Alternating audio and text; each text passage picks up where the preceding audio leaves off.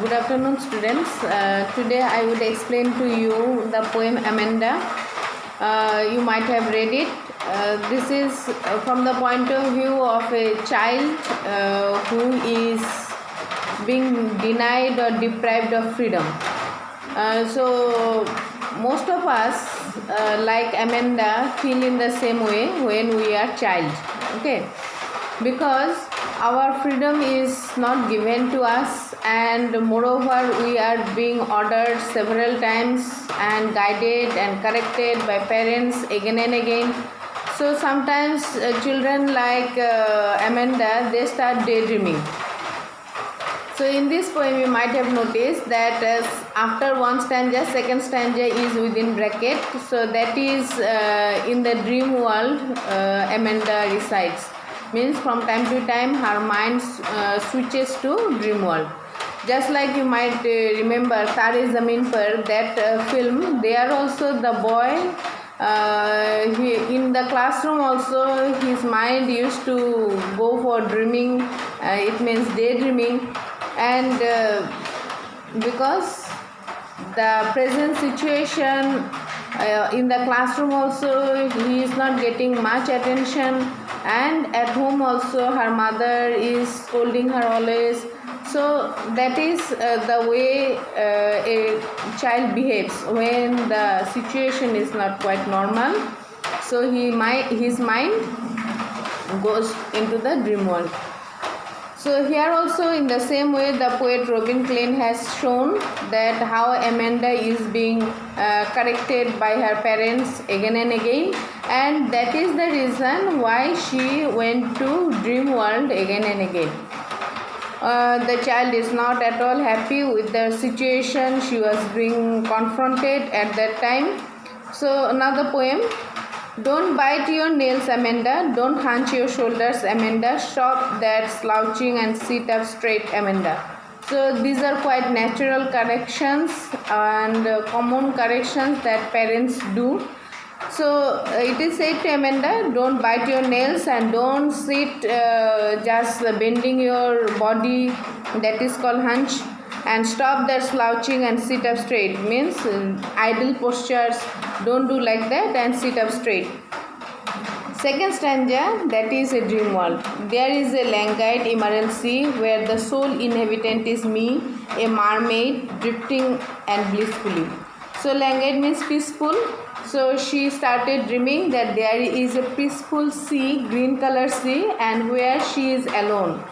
And she is just like a mermaid drifting blissfully, means peacefully she is moving in the sea. Next, third stanza, did you finish your homework, Amanda? Did you tidy your room, Amanda? I thought I told you to clean your shoes, Amanda.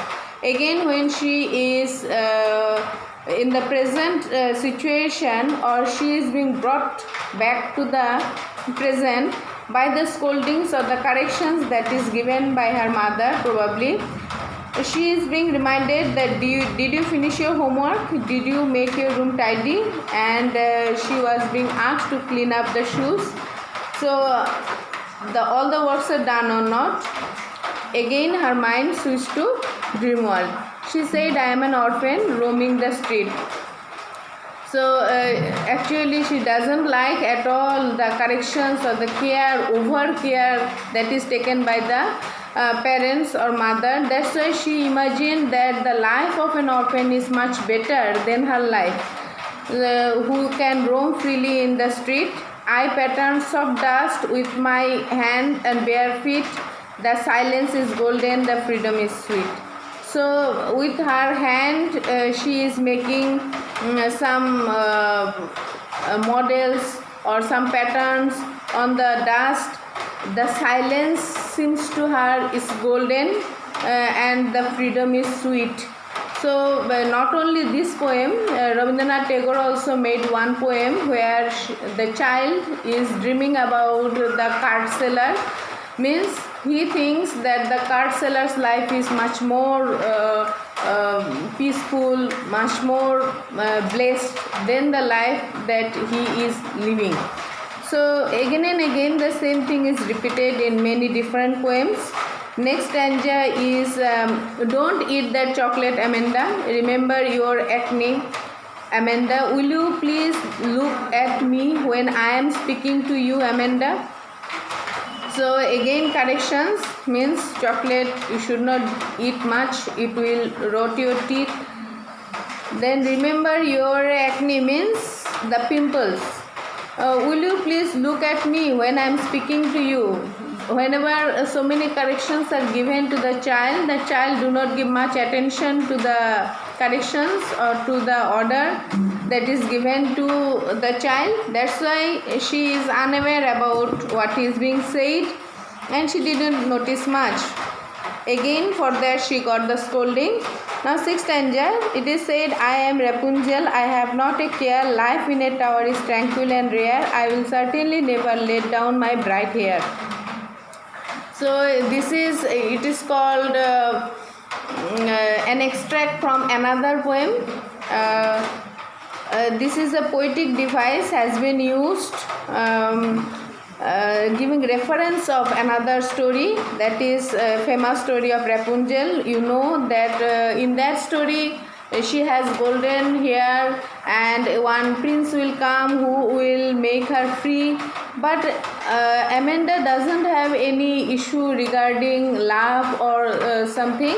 That's why she imagines that if she could have been just like Rapunzel, living in a tower which is tranquil and rare and nobody is there, and I will certainly never let down my bright hair, because her hair was chopped.